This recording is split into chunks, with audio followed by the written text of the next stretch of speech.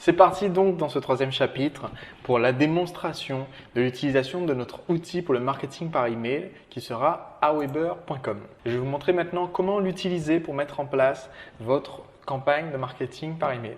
Alors vous avez reçu quand vous avez créé votre compte un email de la part d'Aweber et dans cet email, on vous précise tout simplement un login, donc qui sera votre mot de passe de connexion. Alors, le service Aweber est en anglais, c'est pour ça que je vais expliquer très concrètement et vous traduire certains termes. Donc, votre login, donc, ça va être votre identifiant de connexion. Donc, je vais le copier, c'est bien être 33. Et sur la page d'Aweber, sur aweber.com, je vais aller tout simplement sur Sign In. Donc, je suis sur aweber.com et je vais donc me connecter. Donc, il va me demander le fameux login. Donc, je le colle ici. C'est celui que j'utiliserai dorénavant. Et ils m'ont fourni un password qui est un mot de passe qu'ils ont généré un peu au hasard. Ça se voit, c'est illisible, c'est incompréhensible. Et donc, après, évidemment, c'est de connecter. On va changer notre mot de passe par la suite. Donc, je vais lui dire de se souvenir de qui je suis, histoire que je n'ai pas besoin de me reconnecter toutes les 5 minutes. Et je me connecte. Donc, je vais vous expliquer rapidement en quoi consiste cette page d'accueil à laquelle vous avez accès. Getting Started, c'est un onglet qui est un peu inutile qui va vous expliquer comment servir d'Aweber. Donc, il va répéter la même chose que les vidéos que je suis en train de vous faire, mais malheureusement en anglais. Alors, à droite, vous allez quelquefois pouvoir utiliser cette fonctionnalité qui s'intitule Search Subscribers et qui veut dire chercher des abonnés. Et donc, ça vous permet, par exemple, si vous recevez un email de quelqu'un qui veut se désabonner ou si vous voulez rechercher le prénom de quelqu'un ou d'autres données que vous avez recueillies, vous pouvez taper ici son email, faire search et le retrouver. Et donc, même si vous avez plusieurs mailing lists différentes, vous pouvez retrouver cette personne. Donc, Quick App, Marketing Tips, etc., on ne s'en servira pas. Donc, en fait, tout ce que vous allez utiliser dans cette fenêtre de Aweber, c'est ici, vous avez la liste de vos mailing lists. Par défaut, vous en avez une qui a un nom un peu illisible, défaut, quelque chose.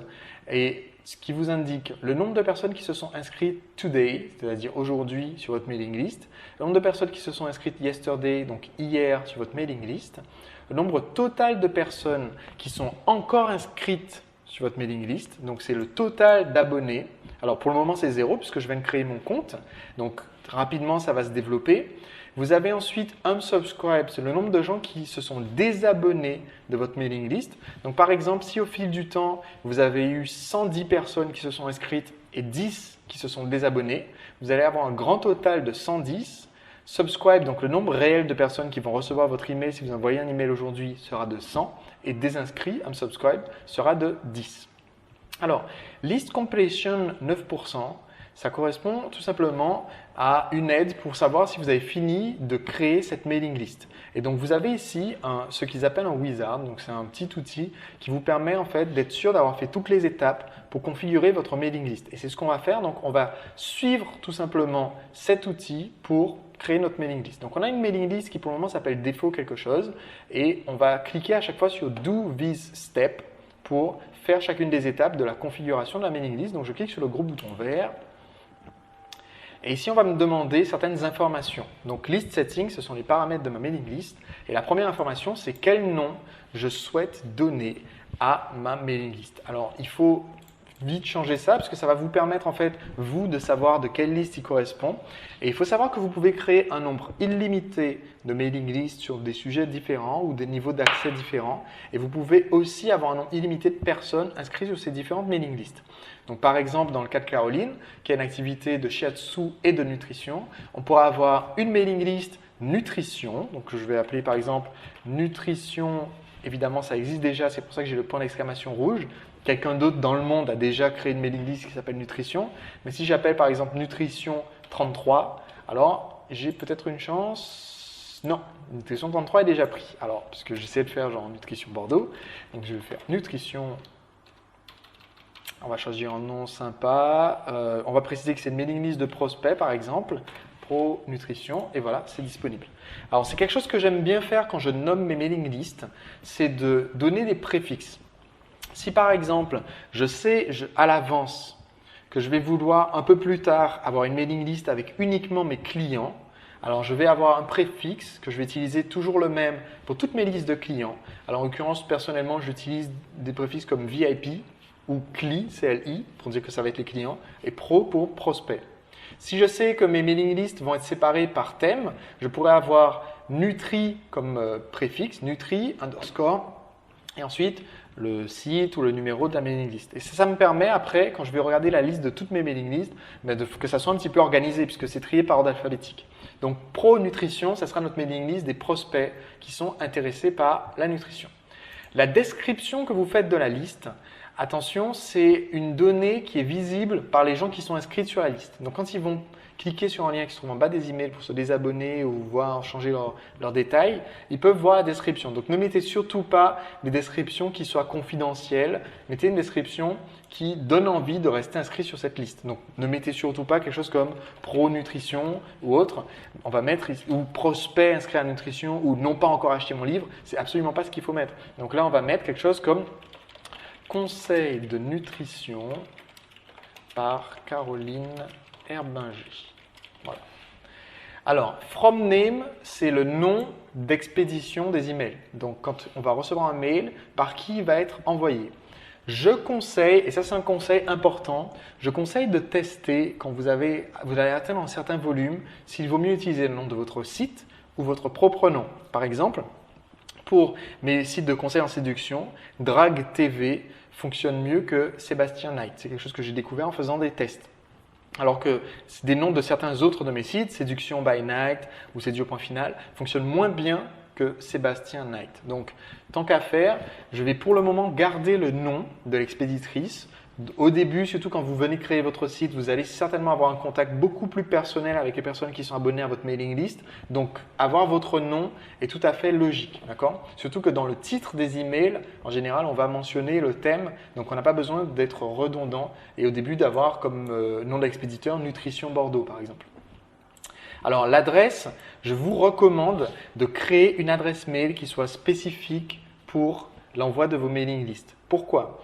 Parce que vous allez au bout d'un moment, quand vous allez avoir un certain volume, vous allez avoir beaucoup d'abonnés, vous allez donc envoyer des emails à beaucoup de personnes à la fois, certaines vont répondre. Si vous avez mis votre adresse email personnelle ou professionnelle principale, vous allez recevoir beaucoup d'emails, être dans la mailing list, dans le carnet d'adresses de beaucoup de personnes et ça va faire que vous allez petit à petit, quelquefois, recevoir du spam si la personne est infectée par des virus ou alors vous allez recevoir des requêtes de services après-vente sur votre adresse personnelle. Donc je vous conseille, et on pourra le voir dans OVH, c'est très simple de créer une adresse email de redirection. Donc par exemple, Caroline, au lieu de mettre son adresse professionnelle free.fr, elle pourrait créer une adresse redirigée dans OVH qui serait caroline@nutritionbordeaux.com par exemple, et cette adresse redirige vers son adresse free.fr. Donc elle n'a pas besoin de consulter deux boîtes mail différentes, mais pour le moment, c'est déjà clairement séparé quand même.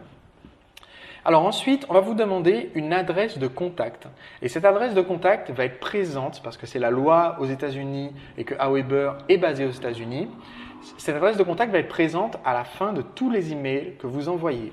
Donc nous allons faire Edit et nous allons légèrement modifier ce champ. Au lieu de mettre juste l'adresse postale, on va un petit peu modifier ce champ parce que ce champ étant présent à la fin de tous les emails, c'est une bonne occasion pour donner des actions à faire aux gens, par exemple, ou alors pour leur expliquer qu'à la fin du mail, il y a un lien pour se désinscrire s'ils souhaitent se désinscrire de la mailing list. Donc, par exemple, je vais mettre ici par exemple, pour prendre rendez-vous pour un conseil personnalisé en nutrition, et ceci va être présent à la fin de tous les emails que j'envoie. Pour prendre rendez-vous pour un conseil personnalisé en nutrition, appelez-le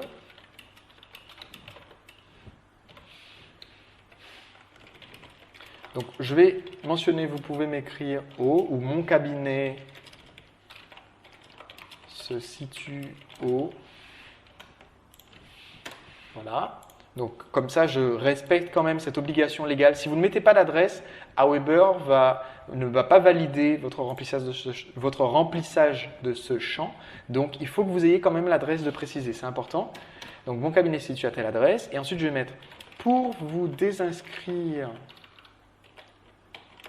de ma liste de contacts ou de ma mailing list, ça dépend de ce que vos prospects vont utiliser comme langage, ou de mon carnet d'adresses. cliquez simplement sur le lien ci-dessous. Et j'aime bien préciser entre parenthèses, attention, vous ne recevrez plus aucun email de ma part. Comme ça, quelqu'un ne va pas se désinscrire par erreur alors que c'est un client et qu'il veut quand même recevoir vos informations. D'accord ? Donc ça, c'est un champ qui est obligatoire et que vous pouvez donc optimiser en précisant une action comme vous appelez pour un rendez-vous et en expliquant qu'en dessous, on va recevoir, qu'en dessous, on va systématiquement avoir un lien de désinscription puisque Aweber rajoute toujours un lien de désinscription à la fin de tous les emails. Ce n'est pas une option. Donc, nom de l'entreprise. Donc, nom de l'entreprise. Ah.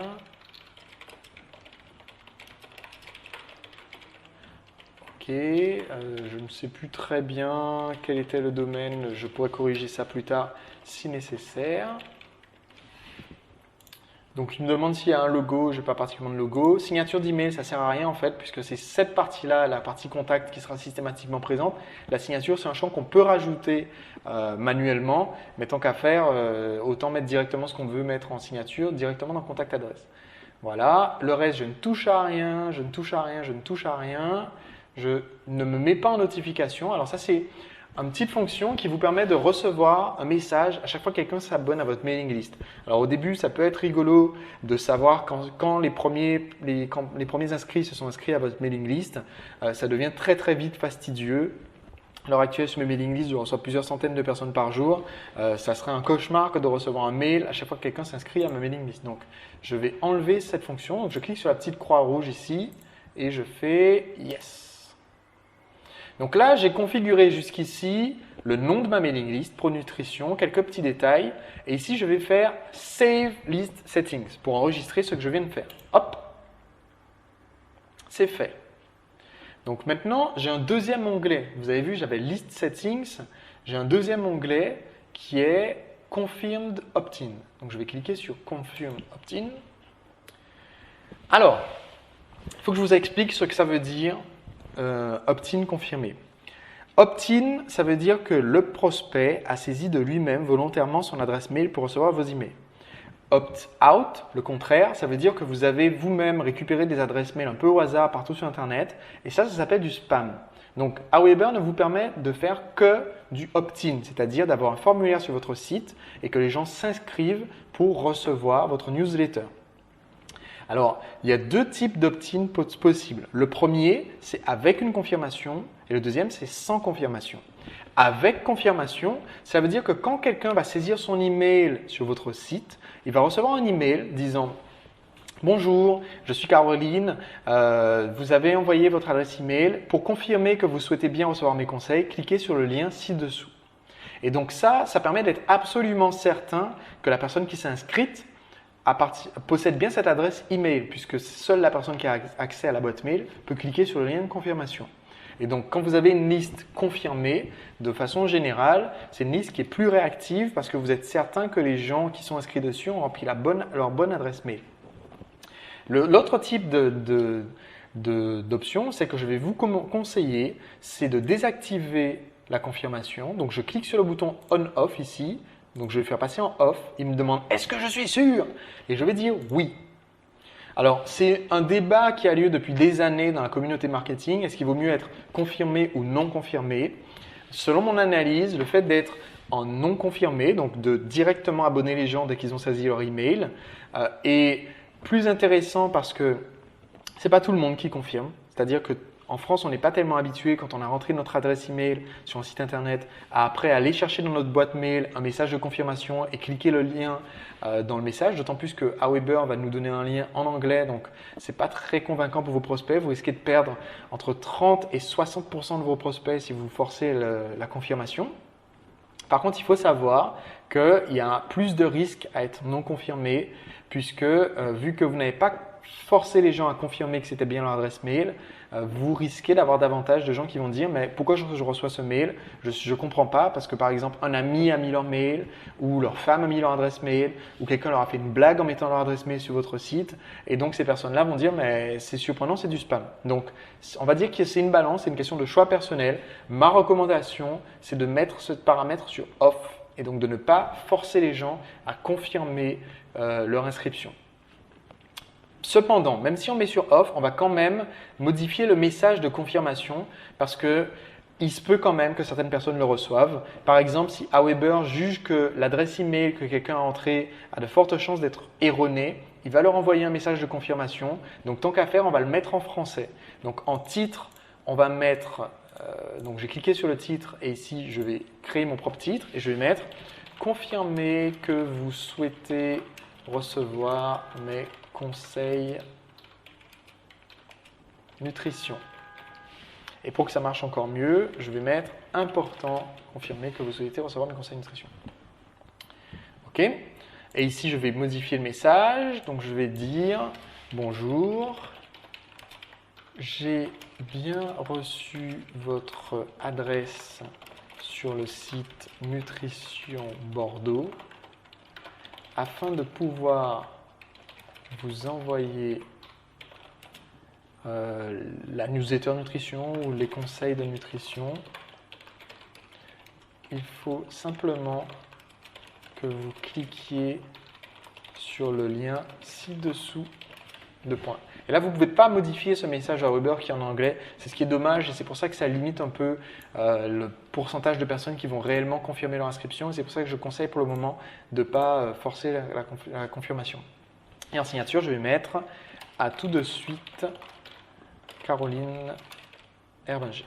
Alors, si vous avez quelque chose que vous offrez en échange de leur email, par exemple un téléchargement ou une vidéo, et que vous dites dans ce texte, vous pouvez dire pour voir la vidéo ou pour avoir le fichier, cliquez sur le lien ci-dessous. Ça marche beaucoup mieux puisque les gens vont penser que c'est le lien de téléchargement de la vidéo et donc ça va augmenter les chances qu'ils cliquent vraiment sur le lien pour confirmer. Et si on vous demande quelle est la page sur laquelle on va renvoyer les gens une fois qu'ils ont confirmé. Donc, si par exemple vous envoyez les gens vers une vidéo, c'est ici que vous allez donner l'adresse de la vidéo, que ce soit une vidéo YouTube ou sur votre site internet. Alors pour le moment, je n'ai pas encore fait le site donc de Caroline, je n'ai pas encore créé dans la démo. Donc je vais donner une adresse ici que je pourrais toujours modifier plus tard si je me rends compte que j'ai changé l'adresse. Donc ça va être nutritionbordeaux.com par exemple, / bienvenue. D'accord ? Et ici, on a une petite case pour passer l'info et on ne va pas la cocher, donc on n'y touche pas. On ne touche pas à ça, c'est un paramètre avancé, on ne touche pas à ça. Je fais enregistrer. Voilà. Donc là, j'ai créé ma mailing list. J'ai mis mes paramètres confirmed opt-in et donc j'ai déjà pas mal avancé, on va dire. Si je reviens sur la page d'accueil de Aweber, Home, je vois que ma liste s'appelle Pro Nutrition, qui a toujours 0 personnes inscrites, mais il a bien mis à jour Pro Nutrition et les paramètres de la liste.